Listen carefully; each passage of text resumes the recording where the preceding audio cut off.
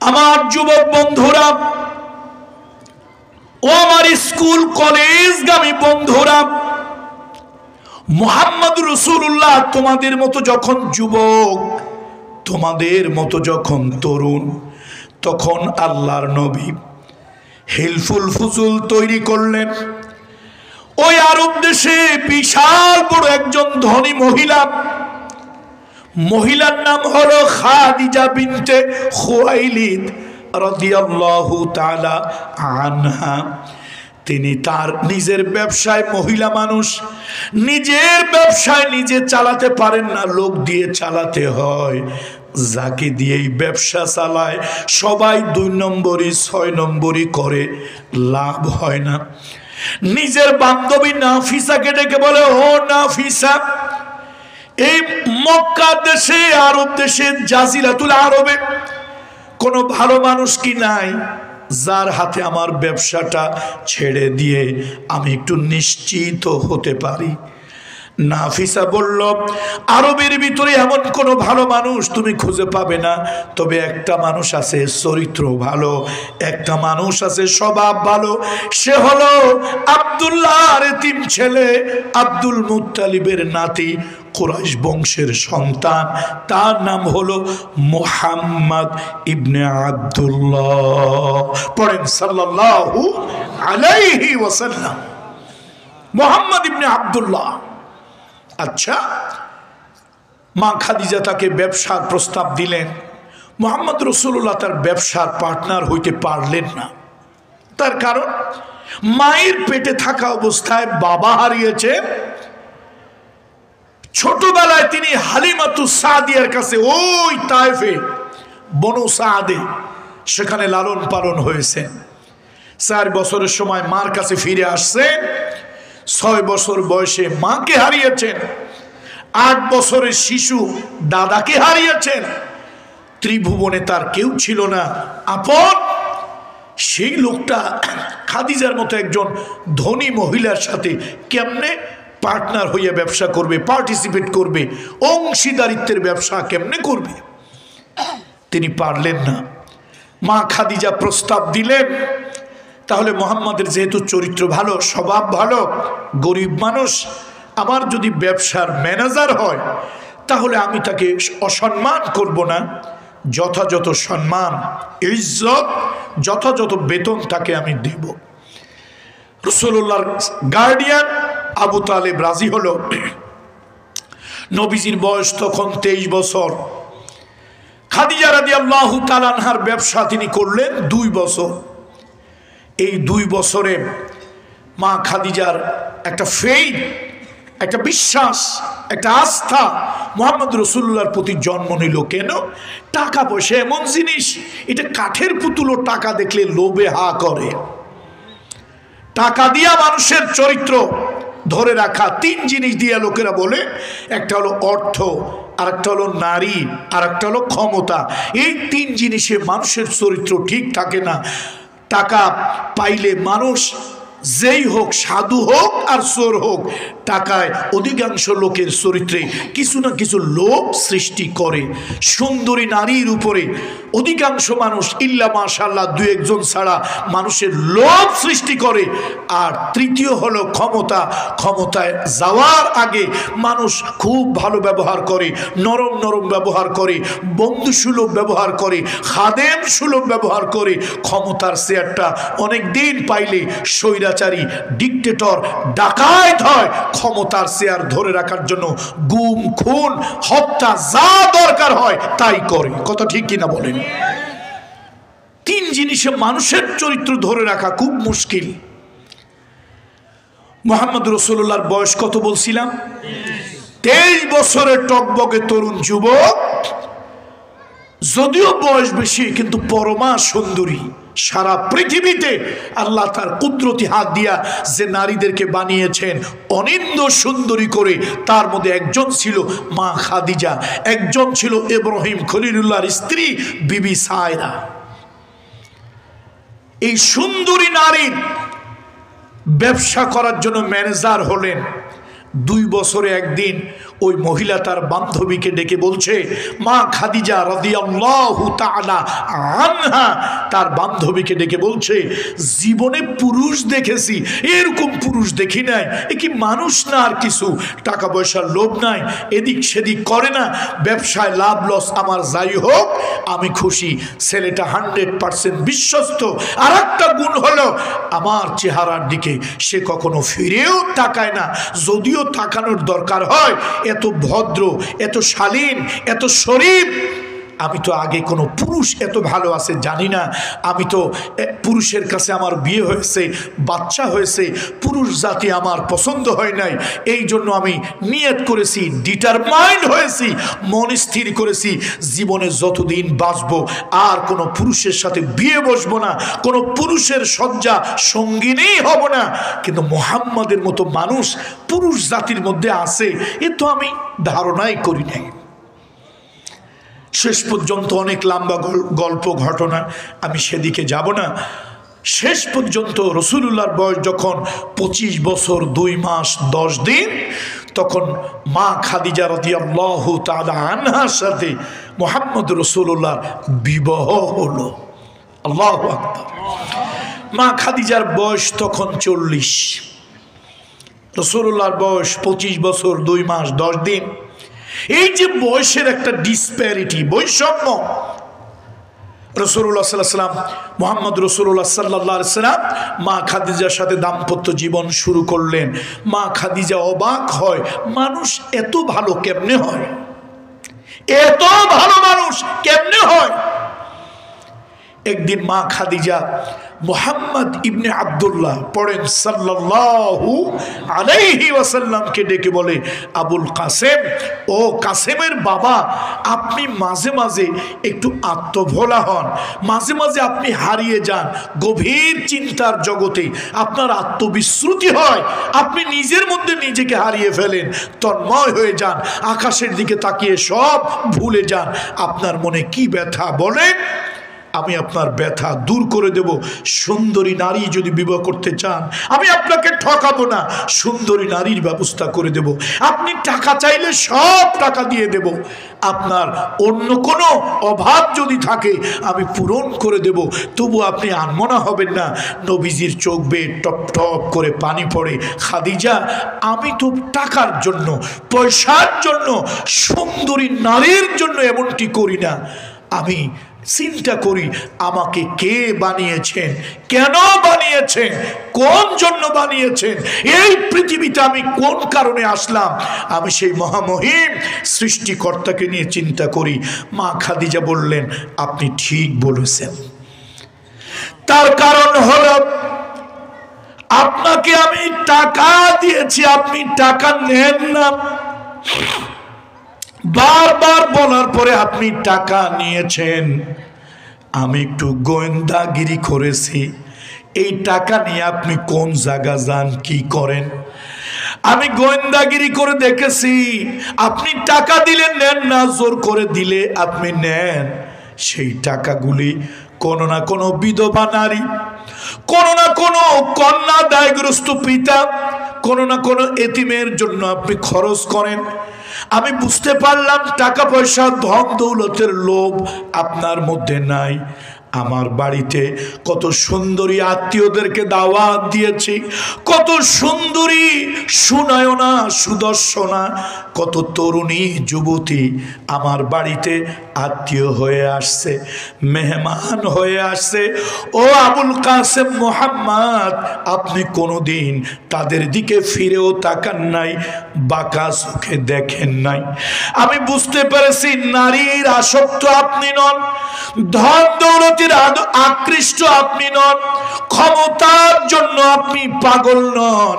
ও আবুল কাসেম মুহাম্মদ, আপনার মতো একটা ভালো মানুষ আমি জেলখানায় আটকায় রাখতে চাই না। আপনাকে আমি মুক্ত করে দিলাম। আপনি যতদিন পর্যন্ত ওই মহামহিম প্রভু, ওই মহামহিম স্রষ্টা, ওই মহামহিম আল্লাহ, তার পরিচয় যতদিন না পাবেন ততদিন আপনি আল্লাহর ধ্যানে মশগুল থাকুন। আপনার সব দায়িত্ব আমি আমার কাঁধে উঠাইয়া নিলাম। মুহাম্মদ সাল্লাল্লাহু আলাইহি ওয়াসাল্লাম গারে হেরায় 5টা বছর সেখানে থেকেছেন। মা খাদিজা রাদিয়াল্লাহু তাআলা আনহা ওখানে খাবার পৌঁছে দিয়েছে, নিজে খায় নাই, নবীজির জন্য খাবার নিয়ে গেছে। কি উঁচু পাহাড়, সেইখানে একটা নারীর পক্ষে পৌরা একজন নারী, যার বয়স 50-এর কোটায়, সেই মানুষটা এইরকম জায়গায় খাবার নিয়ে যায়, নিজের মনটা ভালো লাগে না, এরকম একটা ভালো মানুষ তাকে একাকি না খাওয়াইয়া রেখে আমি কেমনে খাই? বাচ্চা কাচ্চাদেরকে খাওয়াতো, চামড়ার মশকে পানি নিত, পুটলির ভিতরে খেজুর, জবের ছাতু, গমের ছাতু নিয়ে তারপরে নিয়ে ওইখানে যেত।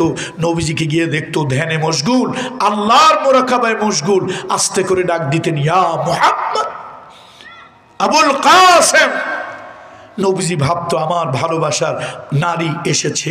এই দুনিয়ায় স্ত্রীর থেকে ভালোবাসার পৃথিবীতে আল্লাহর সৃষ্টি জগতে আর কিছুই হতে পারে না। আমি এই জন্য সকলকে বলি, স্ত্রীদের প্রতি ভালোবাসা রাখবেন, সুন্নত। মা বোনরা যারা আছেন তাদেরকেও বলি, স্বামীর প্রতি ভালোবাসা রাখবেন, সুন্নত।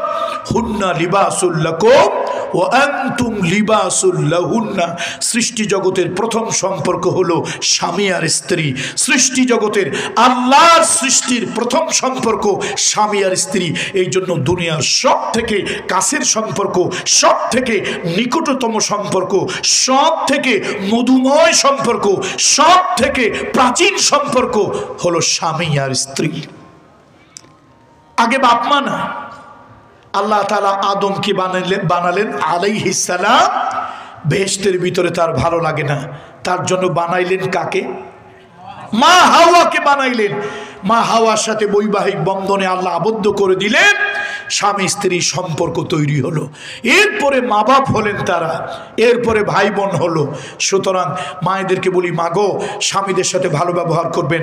রাসূলুল্লাহ বলেছেন, সাল্লাল্লাহু আলাইহি ওয়াসাল্লাম বলেছেন, আল মারআতু ইযা সাল্লাত খামসাহা, যখন নারী 5 ওয়াক্ত নামাজ ঠিক মতো পড়ে, ওয়া সামাত শাহরাহা, রমাদান শরীফের ফরজ রোজাটা ঠিক মতো রাখে, ইহতিমামের সাথে ভালোবাসা আন্তরিকতা নিয়ে রাখে, ওয়া আহসানাত ফারজাহা, ইজ্জত আব্রু চরিত্র সতীত্ব হেফাজত করে, ওয়া আতাআত বালাহা, আর স্বামী বিবাহিত মহিলা হলে স্বামীর অনুগত হয়, স্বামীকে হুমকি দেয় না, ধামকি দেয় না, জেলের ভয় দেখায় না, স্বামীর সাথে শত্রুষা আচরণ করে না, স্বামীর অনুগত হয়। নবীজি বলেছেন, রহমতের নবী বলেছেন, ভালোবাসার নবী বলেছেন, এই নারী ইন্তেকালের পর আল্লাহর 8টা বেহেশতের দরজা তার জন্য খুলে রাখা হয়, যে কোনো জান্নাতে ওই মহিলা প্রবেশ করতে পারে। এই জন্য মা বোনদেরকে বলে গেলাম, মা গো, পুরুষ 1000 আমল করবে, বেহেশতের কোনো ওয়ারেন্টি গ্যারান্টি নিশ্চয়তা নাই, কিন্তু নারী ঠিক মতো 4খানা কাজ করলে রহমতের নবী হাবিবে কিবরিয়া মুহাম্মদ রাসূলুল্লাহ সাল্লাল্লাহু আলাইহি ওয়াসাল্লাম বেহেশতের গ্যারান্টি দিয়ে গেছে। মা খাদিজা গিয়া দেখেন রহমতের নবী আল্লাহর ধ্যানে মশগুল, গিয়ে ডাক দিল, আবুল কাসেম মোহাম্মদ। নবীজি তাকায় দেখে মা খাদিজা এসেছেন, চেহারাটা পুড়ে গেছে, মুখটা মলিন হয়ে গেছে। ও খাদিজা, মনে হয় তুমি কিছু খাও নাই। আবুল কাসেম মোহাম্মদ, আপনার মতো একজন ভালো মানুষকে না খাওয়ায় রেখে আমি একাকি কেমনে খাই? আল্লাহর নবী পোটলার থেকে খেজুর বার করে আগে মা খাদিজার মুখের মধ্যে দেয়। মা খাদিজা একটা খেজুর বের করে মুহাম্মাদুর রাসূলুল্লাহর মুখের মধ্যে দেয়। সুবহানাল্লাহ। আবুল কাসেম, আপনি টাকার পাগল না, ধনের পাগল না, সুন্দরী নারীর পাগল না, আপনি কার পাগল তা তো আমি জানি। ওই মালিককে যতদিন খুঁজে না পান ততদিন আপনি কাজ করেন, সংসার নিয়ে চিন্তা করবেন না, বাচ্চা কাচ্চা নিয়ে চিন্তা করবেন না, আমি এদেরকে দেখাশোনা করব। আল্লাহু আকবার। 40 বছর বয়সে জিবরাইল আমিন যখন রাসূলুল্লাহর কাছে, আমার নবী জন্ম থেকেই নবী, কিন্তু নবুয়তির দপ্তর পেয়েছেন, আনুষ্ঠানিক দপ্তর কত বছর বয়সে? 40 বছর বয়সে মুহাম্মদ রাসূলুল্লাহর কাছে এবার আনুষ্ঠানিক দপ্তর বুঝে দেওয়ার জন্য রুহুল আমিন জিবরাইল আসছে। ইকরা ইয়া মুহাম্মদ, এ মুহাম্মদ আপনি পড়ুন। নবীজি বলেছেন, মা আনা বিকারি, আমি তো পড়তে জানি না, I don't know how to read, কেমনে পড়তে হয় আমি জানি না। জিবরাইল আমিন বুকের মধ্যে জড়িয়ে ধরে চাপ দিয়েছেন আর বলেছেন, ইকরা বিইসমি রাব্বিকাল্লাযী খালাক, যে প্রভু আপনাকে সৃষ্টি করেছেন তার নামে পড়েন। ভাইরা, টাঙ্গাইলের ভাইরা, টাঙ্গাইলই তো নাকি? কোন উপজেলা? কালীহাতির উপজেলার তরুণ যুবকদেরকে বলি, এ ভাইরা, স্কুলে পড়ো, মাদ্রাসায় পড়ো, যেখানে ইচ্ছা পড়ো, কিন্তু রবের নামে পড়িও। কার নামে পড়বেন? রবের নামে পড়বে। রবের নামে পড়লে আপনি ডাক্তার হবেন, তবে কসাই হবেন না। রবের নামে পড়লে আপনি ইঞ্জিনিয়ার হবেন, তবে ডাকাত বাটপার হবেন না। 3 টাকার প্রজেক্ট 33 টাকা বানিয়ে জাতির সর্বনাশ করবে। আবার এই প্রজেক্ট যখন বাস্তবায়ন করবে, চরিত্র খারাপ, রডের পরিবর্তে 2টা বাঁশ ঢুকায় দিয়েছে। আমাদের ইঞ্জিনিয়ার দরকার আছে না নাই? সবাই যদি আমার মতো পীরজাদা পিসাব হয়, তো এদেশে রাস্তাঘাট, কালভার্ট, সেতু কারা তৈরি করবে? ইঞ্জিনিয়ার অবশ্যই দরকার। বলেন, ইঞ্জিনিয়ার অবশ্যই দরকার। আপনার সন্তান ইঞ্জিনিয়ার হোক, ভালো ইঞ্জিনিয়ার, তার সুনাম সুখ্যাতি ছড়িয়ে পড়ুক। আমরা আল্লাহর কাছে অন্তর থেকে দোয়া করি, আপনার ছেলেকে ইঞ্জিনিয়ার বানান, নিষেধ নাই, গুনাহ নাই, ইসলামের মধ্যে ন্যারোনেস, সংকীর্ণতা নাই, কিন্তু আপনার সন্তানকে ইঞ্জিনিয়ারিং পড়াবেন কার নামে? রবের নামে। ইকরা বিইসমি রাব্বিকাল্লাযী খালাক। আপনার সন্তান যদি রবের নামে পড়ে ডাক্তার হয়, মানবিক ডাক্তার হবে। আপনার সন্তান যদি রবের নামে না পড়ে, আপনার সন্তান যদি তথাকথিত ডাক্তার হয়, ও তসলিমা নাসরিনের মতো চরিত্রহারা, ঈমানহারা, সতীত্বহারা হবে। বলেন ঠিক কিনা? আবার কিছু ডাক্তার তো আছে, ডাক্তার না, কসাই।